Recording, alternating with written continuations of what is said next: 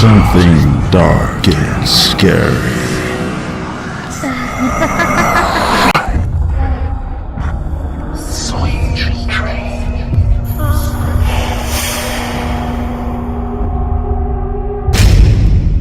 Last year, I was flying home from a business trip and my plane got delayed in an unfamiliar city. Forced to spend the night there, I searched online and booked a cheap hotel that was close to the airport. When I arrived at the hotel, I was disappointed by how dirty and shabby it was. I thought about trying to find another hotel, but everything was fully booked that weekend. When I got to my room, there was a heavy, unpleasant smell in the air. The whole atmosphere felt stifling and cold. I pulled back the bedclothes and found something strange on the sheets beneath. It was a pair of rusty metal scissors. Ugh, this is terrible, I said to myself.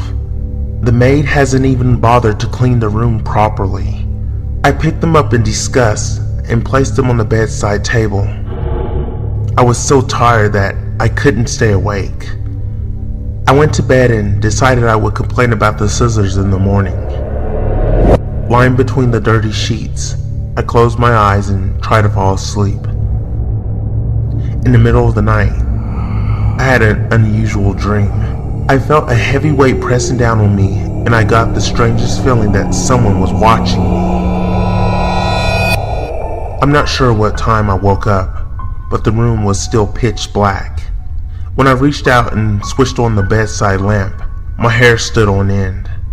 The rusty scissors were lying on my chest, and the blades were closed on either side of my neck, digging into the skin.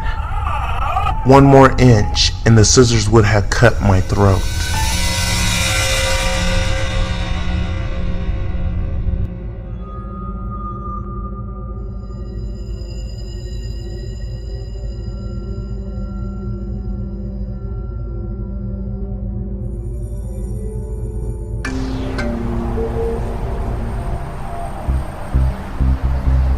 In a small town, a woman stood by the side of the road.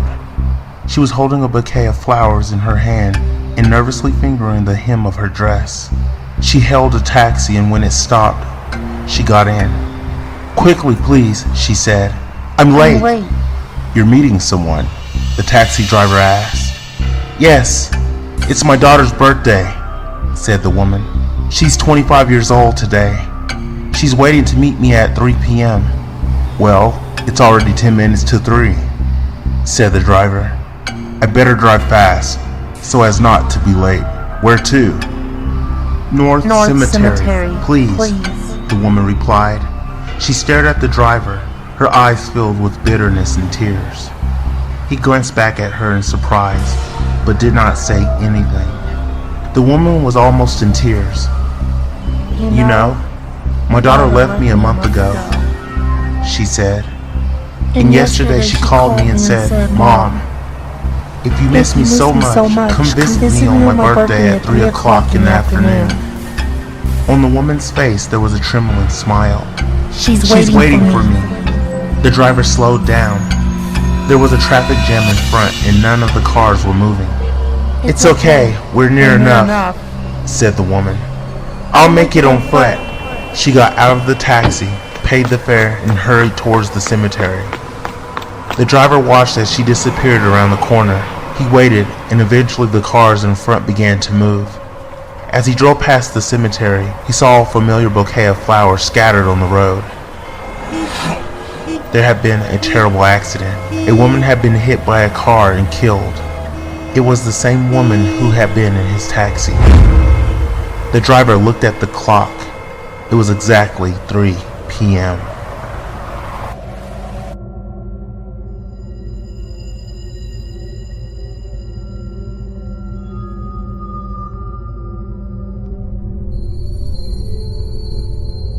I heard this story from a bus driver. One night, he was driving the night bus from one town to another.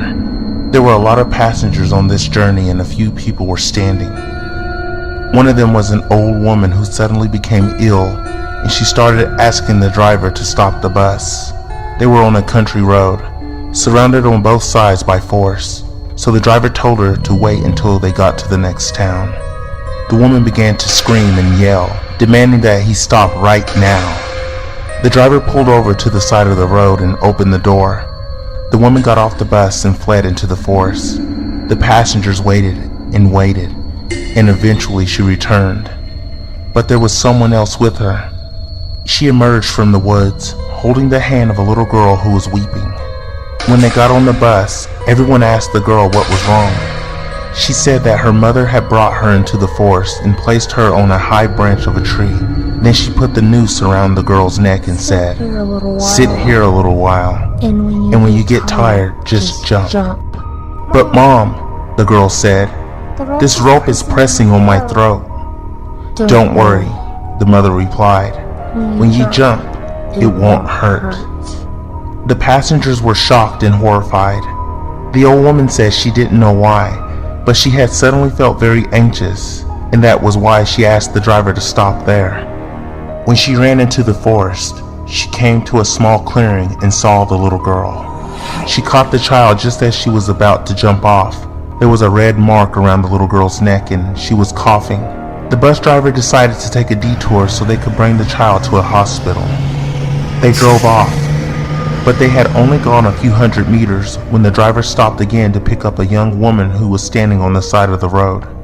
When she climbed onto the bus, the little girl suddenly got up and said, "Mom, you said it wouldn't hurt."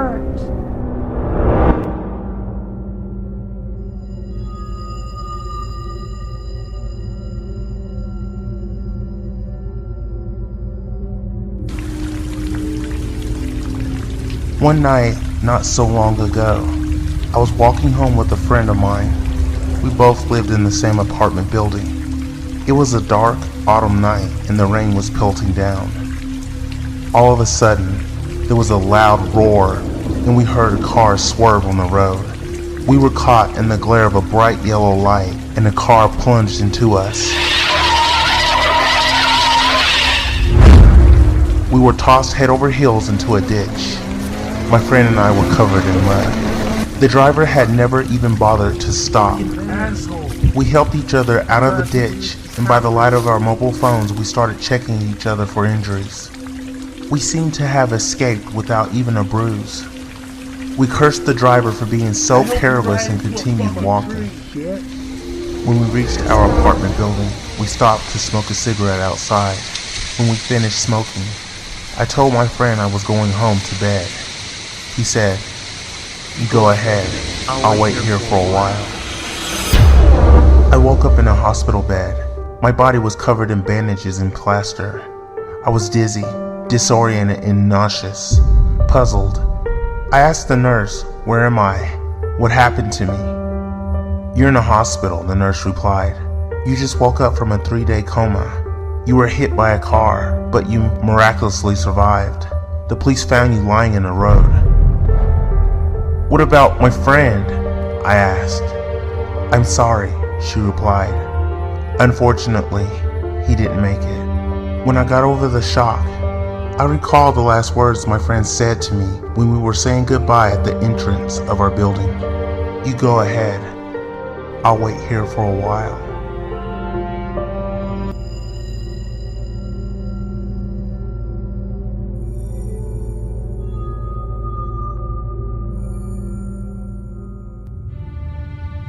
There was a girl who had a bedroom closet. On the inside of the closet door, there was a large full-length mirror. This girl was a thrill seeker and she loved to freak herself out. Sometimes, she would open her closet door at night and stare at her reflection in the mirror. One night, when she did this, she was surprised to see an interesting effect.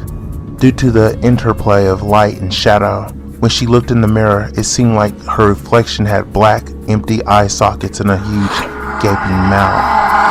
After admiring the optical illusion for a moment, the girl went to the bathroom. But when the girl turned on the bathroom light, she remembered something that made her lock herself inside the bathroom and start screaming loud enough to wake her parents and half the neighbors.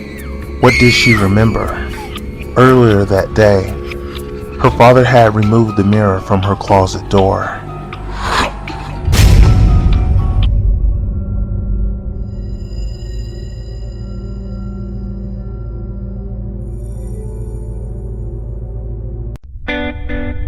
Last night, a friend rushed me out of the house to catch an opening act at a local bar's music night. After a few drinks, I realized my phone wasn't in my pocket. I checked the table where I was sitting at, the bar, the bathrooms, and after no luck, I used my friend's phone to call mine.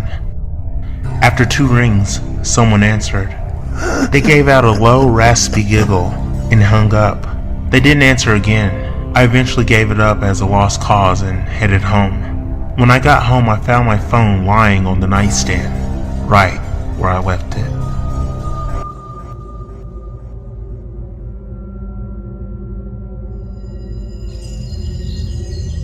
The summer was very hot and I slept with the window open. Usually, I sleep soundly, but that night I couldn't get to sleep. I was tossing and turning. I could hear the sound of birds chirping outside my window, and it was keeping me awake. Outside my window, there was a large tree. That's where the sound was coming from. Eventually, I realized I couldn't sleep with that damn noise. So I leaned out the window and shouted, "Come on! Shut up! Shoo! Shoo away!" I listened for the flapping of wings, but there was nothing. Then it dawned on me. It was after 2 a.m. What birds could be chirping at that time? They should all be asleep by now. I peered into the darkness. I wish I hadn't. In the swaying branches of the tree, I could make out a dark silhouette. It looked human. It was perched on the branch of the tree, directly across from my window. I felt sick. The air was thick and I felt like I couldn't breathe. Hastily, I shut the window and I could hear soft laughter coming from the tree. Needless to say, that night I didn't get any sleep. I went around the apartment and closed every window and made sure the door was securely locked. I'm afraid to leave my windows open ever again.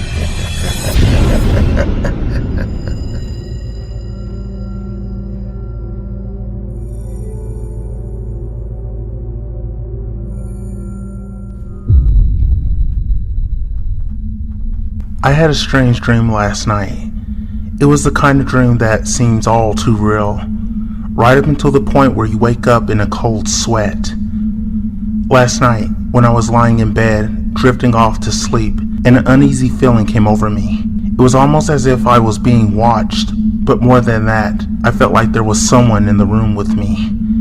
As disturbing as the feeling was, I still couldn't keep myself from falling asleep. I don't recall how the dream began exactly, but the first thing I remember was walking out of my room. All my neighbors' houses were gone and I found myself on a long, empty road. It was cold and dark and there was nobody else around. I felt like I was completely lost and alone, but I wasn't afraid. I don't know how long I was on the road. It felt like I was walking endlessly. Eventually, I reached a fork in the road. When I stopped, I realized I wasn't alone anymore. A voice called out to me from the side of the road. Hey! I'm sorry to see you here, the voice whispered, but it's good to see you. I recognized the voice. It was an old friend from my childhood, someone I hadn't seen in years. He looked a little different from how I remembered him, even though we were both the same age. He seemed much younger than me somehow. He was also very pale and had dark circles around his eyes. His lips were blue. "What are you doing here?" I asked. "I'm here to warn you," he replied. "There's a man in your house." "What do you mean?" I said, puzzled. "I was just there." "You don't understand," replied my friend with an apparent urgency. "He's in your house right now." I had no idea what he was talking about, but I was curious. "Who?" I asked. "The cold man," he replied. "He comes to people at night when they're afraid. He waits to be noticed, then he makes his move. You know, that chill you feel on your back when something really scares you? That's him standing behind you." "What does he do once you notice him?" I asked. My friend looked down. "Just don't let him in," he cautioned. "What do you mean?" He can be close forever, my friend explained. He'll walk around your house at night and even stand in your room while you're asleep, like he's in yours right now. He can know where you are. He can even be looking right at you, but he won't find you unless you let him. How does he find you? I mean, how do you let him in? My friend glanced over his shoulder furtively, as if he was worried someone might overhear. Leaning in close, he whispered in my ear, "If you see him, if you hear him, or if you suddenly start to feel suddenly very cold, don't move. Don't talk to him. Don't acknowledge him. Don't ever let him in." "I don't understand," I pleaded. "How do I get rid of him?" "You can't," my friend replied sadly. "Look, I'm already out of time." "Out of time?" I repeated, not sure what he meant exactly. My friend just shook his head. His eyes were wide, and he was shivering. Just then, I noticed a dark figure creeping from the shadows. "My time is up," said my friend. "Whatever you do, just don't let him in. Don't answer it."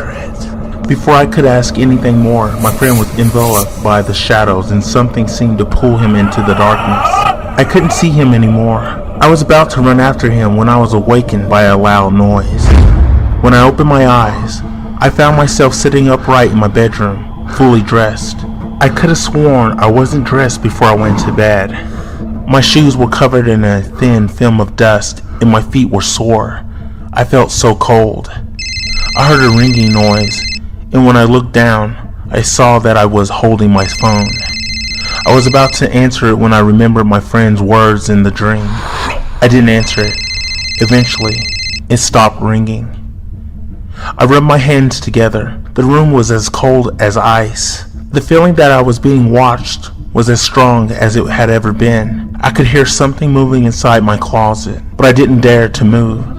I just closed my eyes and waited. Eventually, I heard footsteps inside my closet. They grew more and more faint, as if walking away down some unseen hallway.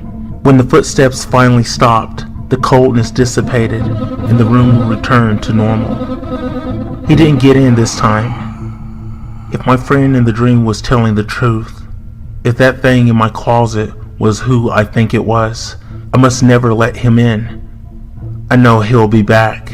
I don't know what happened to my friend, but I just hope people will remember his warning. If you start to feel cold while reading this, don't be alarmed.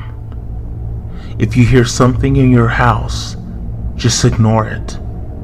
You can't afford to let him find you. Don't let the cold man in.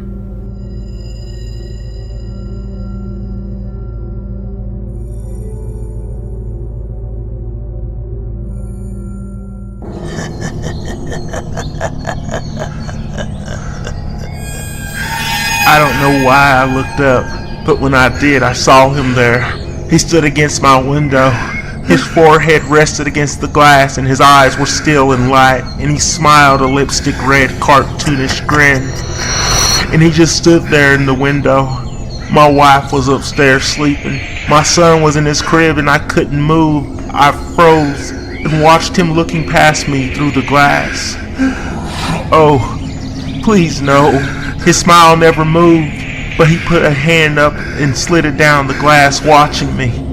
With matted hair and yellow skin and a face through the window. I couldn't do anything. I just stayed there, frozen, feet still in the bushes I was pruning, looking into my home. He stood against my window.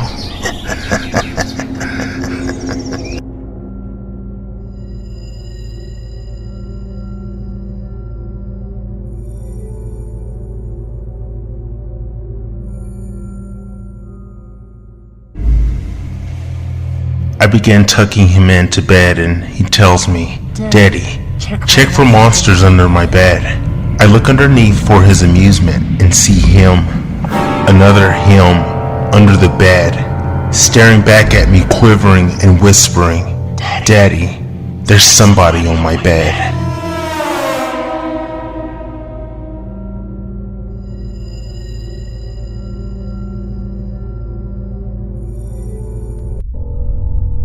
My daughter woke me up around 11:50 last night. My wife and I had picked her up from her friend Sally's birthday party, brought her home, and put her to bed. My wife went into the bedroom to read while I fell asleep watching the Braves game. "Daddy," she whispered, tugging my shirt sleeve. "Guess how old I'm going to be next month?" "I don't know, beauty," I said as I slipped on my glasses. "How old?" She smiled and held up 4 fingers. "It is 7:30 now. My wife and I have been up with her for almost 8 hours. She still refuses to tell us where she got them."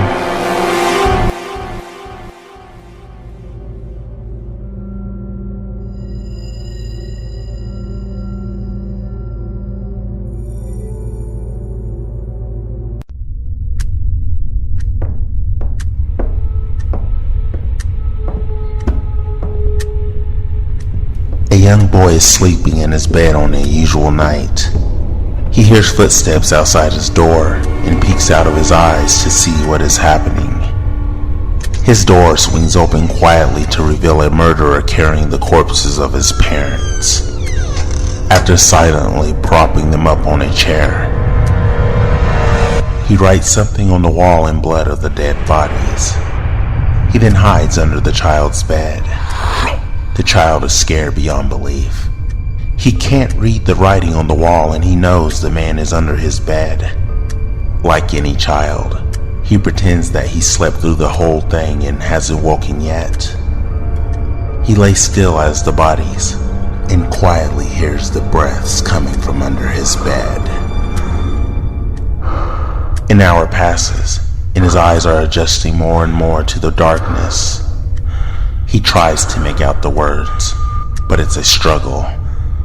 He gasps when he finally makes out the sentence. "I know you're awake." He feels something shift under his bed.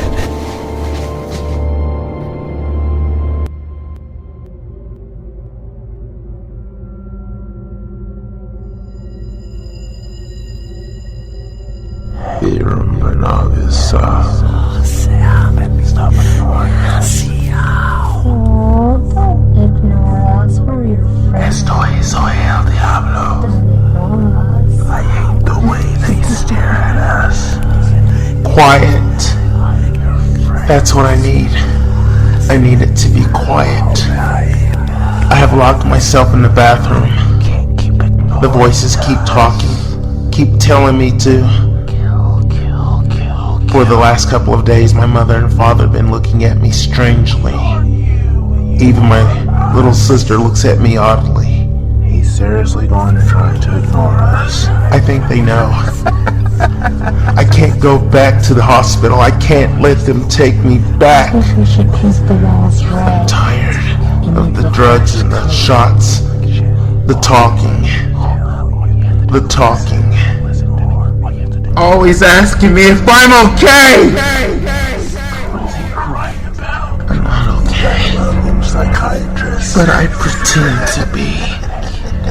It gets harder and harder every day trying to pretend like I'm fine. The voices are back. They've been back for the last 2 months and it's getting harder to ignore them. Shut up. Shut up. Shut up. It's time. Shut up. It's time. They tell me they're my friend. They tell me they will protect me and show me the way. I know you saw her. But it never fails. Pretty. Every time I end up in trouble, I have blackouts, and when I come out of them, people are hurt or angry at me. Sometimes I have dreams and see what I have done while I lost control. I'm scared to death right now because I'm home and my parents are out. Because an hour ago I woke up standing in the kitchen with a knife in my hand, not knowing how or why. But now I know. Because I know my little sister is in the living room watching cartoons. And the voices are laughing and telling me, it's time. It's time. It's time.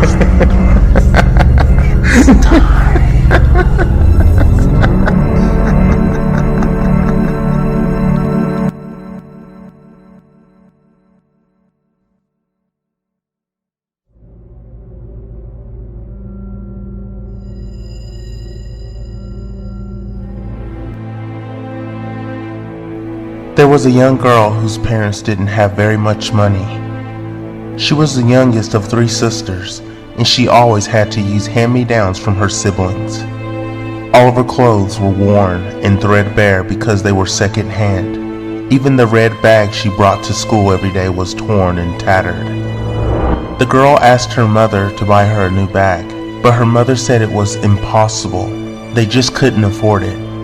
One day, the girl was walking down the street when she spotted a shiny new red school bag lying in the grass by the side of the road. Looking inside, she found that it didn't have any name on it, and she wondered who it belonged to. Suddenly, the girl thought, "This bag must be a gift from God."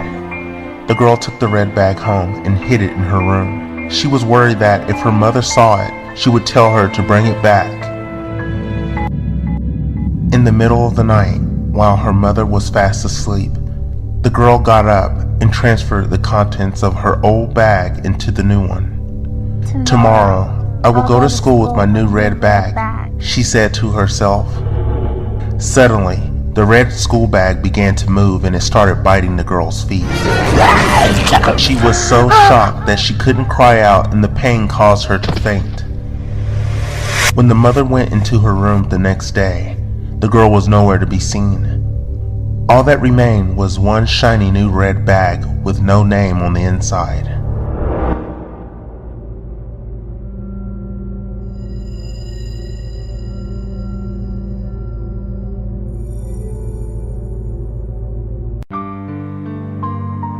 There was this taxi driver whose wife disappeared, leaving him with a 5-year-old daughter to bring up on his own. The father had to work long hours and wasn't able to spend much time at home. He often went out early in the morning and didn't return until late at night. His neighbor was a single woman, and she kindly volunteered to come over and look after his child while he was gone. Every night, the little girl would lie awake, crying her eyes out and calling her father's name. Then, one night, she stopped crying. Listening at her bedroom door, the neighbor could hear the little girl laughing. It sounded as if she was talking to someone. "Oh, her father must have come home early," thought the neighbor. She opened the bedroom door and found the little girl sitting alone on her bed, laughing in the dark. There was nobody else in the room. The neighbor decided that she had to get to the bottom of this strange behavior. "Who are you talking to at night when your father is out working?" she asked. "My mom," replied the little girl. "Whenever I'm lonely and crying, my mom comes and hugs me and kisses me on the cheek." The woman was shocked. "But I'm always here and the front door is locked," she said. "How does she get in?" The little girl pointed to the basement door and, in a whisper, she said, "She comes crawling out of there." A chill went down the neighbor's spine, and she immediately called the police.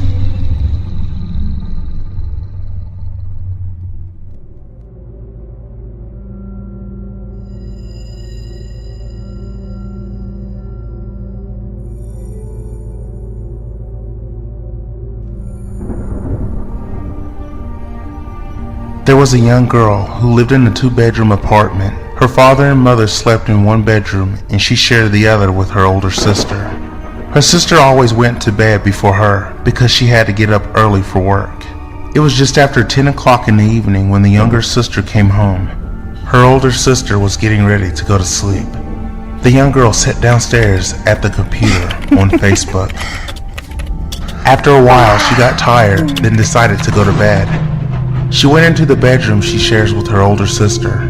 The light was already off. "Are you asleep?"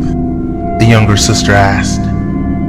"Almost," the older sister replied, sounding irritated.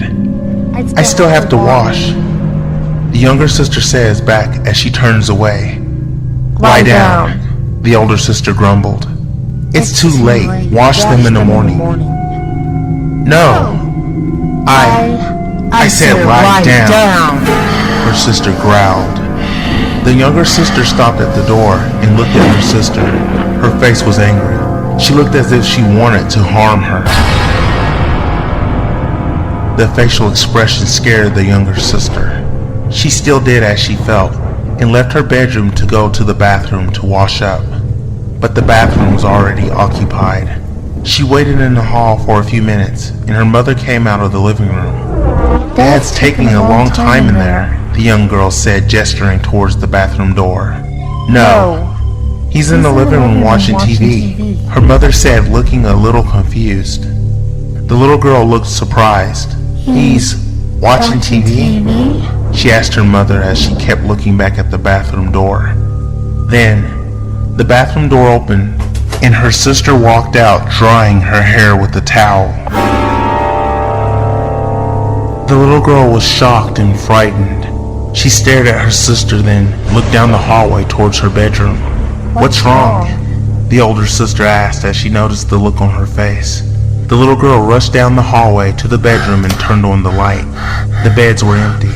There was no one there, just a pile of crumpled up clothes. The little girl asked herself a question as she stood peering into the bedroom. What would have happened if she laid down when the girl she believed was her sister told her to?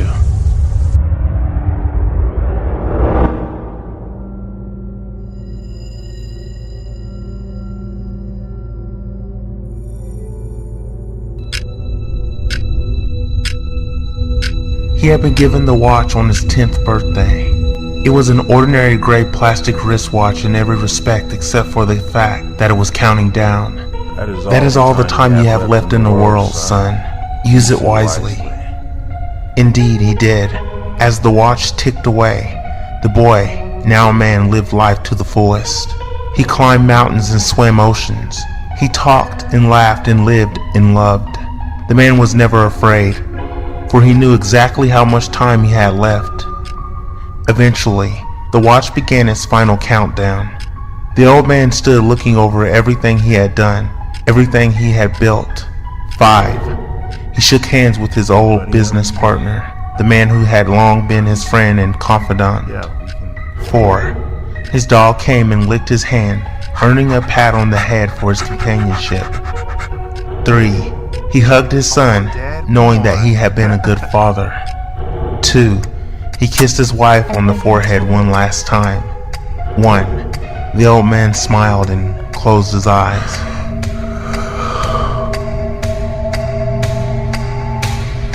Then nothing happened. The watch beeped once and turned off. The man stood standing there, very much alive. You would think that in that moment he would have been overjoyed. Instead, for the first time in his life, the man was scared.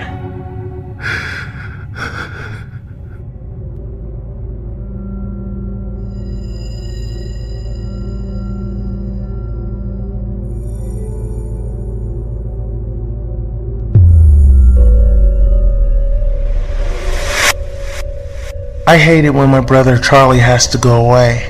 My parents constantly try to explain to me how sick he is, that I'm lucky for having a brain where all the chemicals flow properly to their destinations, like undammed rivers. When I complain about how bored I am without my little brother to play with, they try to make me feel bad by pointing out that his boredom likely far surpasses mine, considering he's confined to a dark room in an institution. I always beg for them to give him one last chance. Of course, they did at first. Charlie has been back home several times, each shorter in duration than the last. Every time without fail, it all starts again. The neighborhood cats with gouged out eyes showing up in his toy chest. My dad's razors found dropped on the baby slide in the park across the street. Mom's vitamins replaced by bits of dishwasher tablets. My parents are hesitant now, using last chances sparingly. They say his disorder makes him charming, makes it easy for him to fake normalcy, and to trick the doctors who care for him into thinking he is ready for rehabilitation. That I will just have to put up with my boredom if it means staying safe from him. I hate it when Charlie has to go away. It makes me have to pretend to be good until he comes back.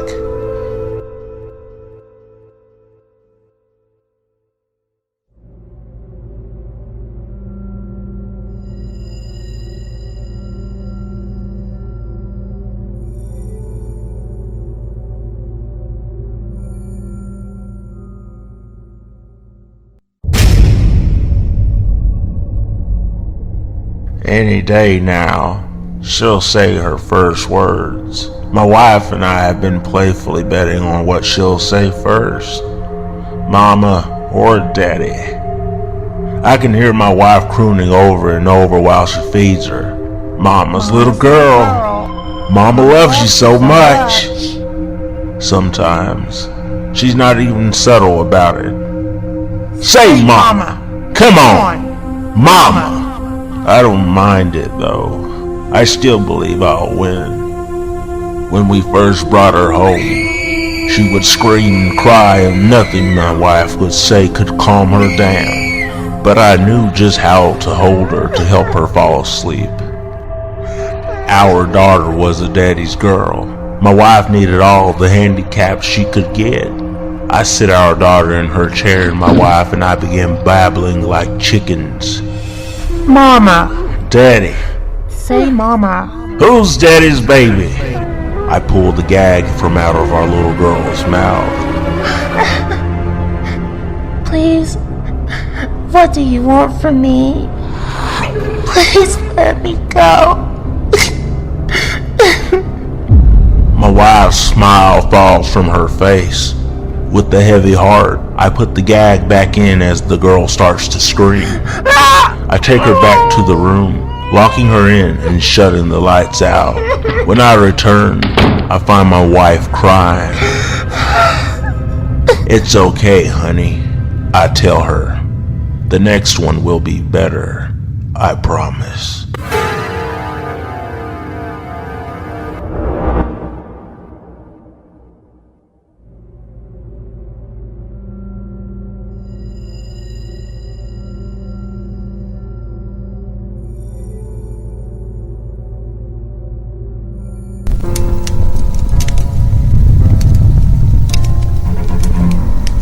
My wife was shaking me quietly. I looked around the cabin. The girls must have gone to bed.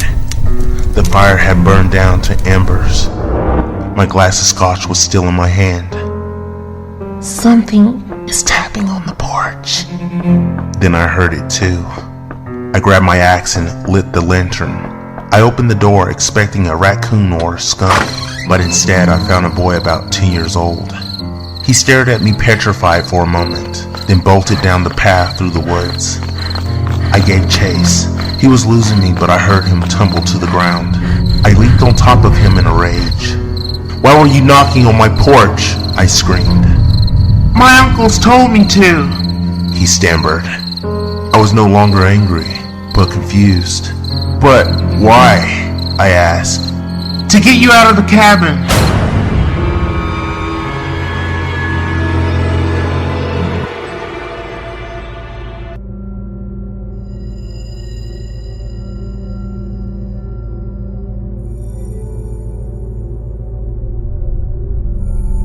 I have a brother named Sergi, who is 4 years older than me. We live with our parents in a small apartment on the outskirts of the city. There's not a lot of space, so my brother and I have to share a room. We have bunk beds. I sleep on the bottom bunk and my brother sleeps on the top. One night, my parents went to visit our relatives who live in the country. I stayed out late with my friends. When I got home, it was past midnight. I didn't want to wake my brother, so I didn't turn on the light. I just undressed in the hallway and went into our room. As I was getting into bed, I heard my brother groan and ask for a drink of water. I went to the kitchen, filled up a glass with water. When I returned to our bedroom, I sat down on the bottom bunk, took a couple of sips, then handed the glass to my brother. He took it from my hand. "Good night," I said, and climbed into bed. I fell asleep almost instantly.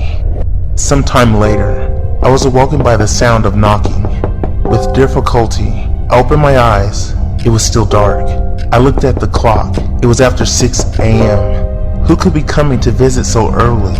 I thought. I yawned, pulled myself out of bed, and went to open the door. There stood my brother. Where were you?" I asked. "I stayed the night in my girlfriend's place," he replied. Suddenly, I understood the meaning of his words. You didn't come home last night?" I asked. "No," my brother said. With a pounding heart, I walked back to the bedroom and turned on the light. The top bunk was empty, and beside the pillow, there was an empty glass of water.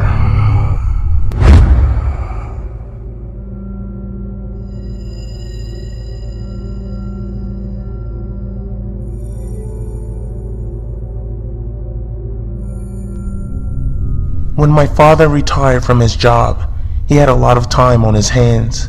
He began looking around for something to occupy himself. That space at the end of the hallway is such a waste, he said. We could turn it into a storage room.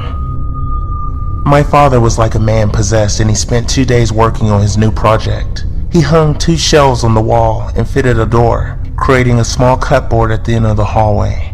When I came home the next day, he was nowhere to be seen, and I noticed that there was a shiny new padlock on the door of the storage room. The following evening, my father still hadn't returned.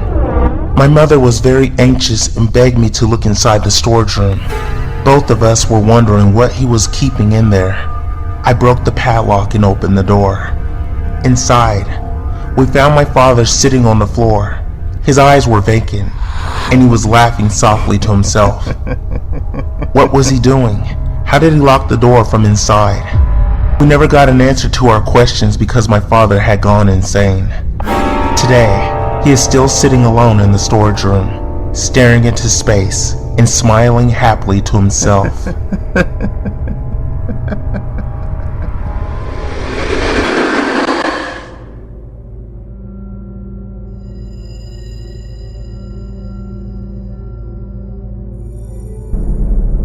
When I was in 6th grade, our entire class went on a school trip.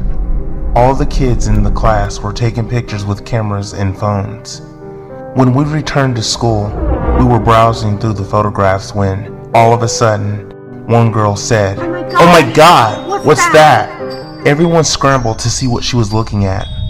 One of the boys in our class was sitting on the bus. It didn't seem to be anything strange about the picture until you looked very closely at his reflection in the window. His face in the reflection looked as if it was yellow and bulging, bubbling and mutating, and it appeared to be a strange white shape floating beside him. When you turned the picture upside down, you realized it was a skull. When the boy saw the photograph of himself, he burst into tears and he had a panic attack. Everyone else in class began to freak out. The teacher had to send the boy to the school nurse, and the principal banned all of us from speaking about the strange photo. Everyone was scared. 7 days later, the boy died of a brain tumor.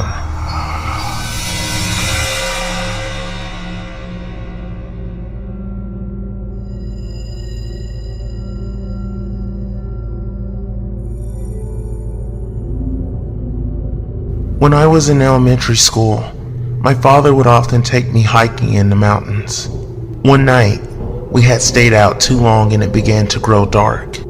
A thick fog drifted over the hillside, and we could barely see the path in front of us. My father was holding my hand to make sure I didn't fall.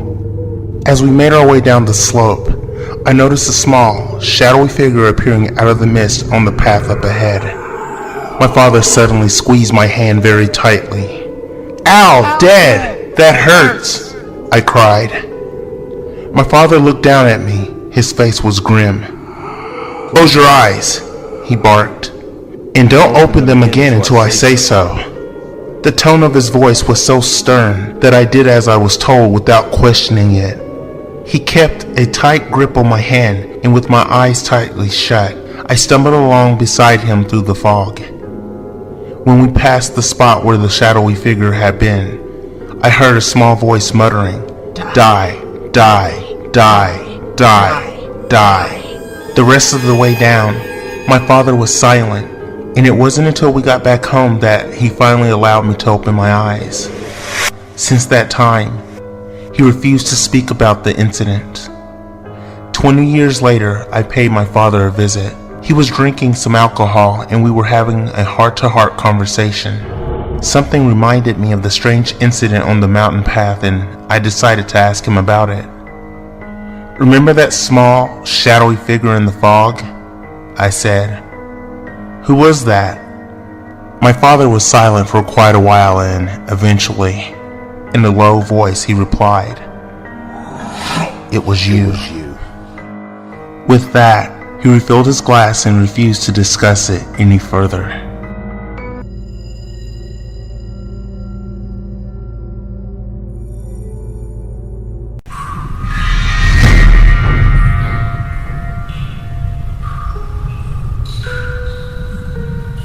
There was no pearly gate. The only reason I knew I was in a cave was because I had just passed the entrance. The rock wall rose behind me with no ceiling in sight. I knew this was it. This was what religion talked about, what man feared. I had just entered the gate to hell. I felt the presence of the cave as if it was a living, breathing creature. The stench of rotten flesh overwhelmed me. Then there was the voice. It came from inside and all over. Welcome. Who are you? I asked, trying to keep my composure. You know. The thing answered. I did know. You are the devil, I stuttered, quickly losing my composure. Why me? I lived as good as I could. The silence took over the space as my words died out. It seemed like an hour went by before the response came. What did you expect? The voice was penetrating but patient. I don't know. I never believed in any of this, I uttered. Is that why I'm here? Silence.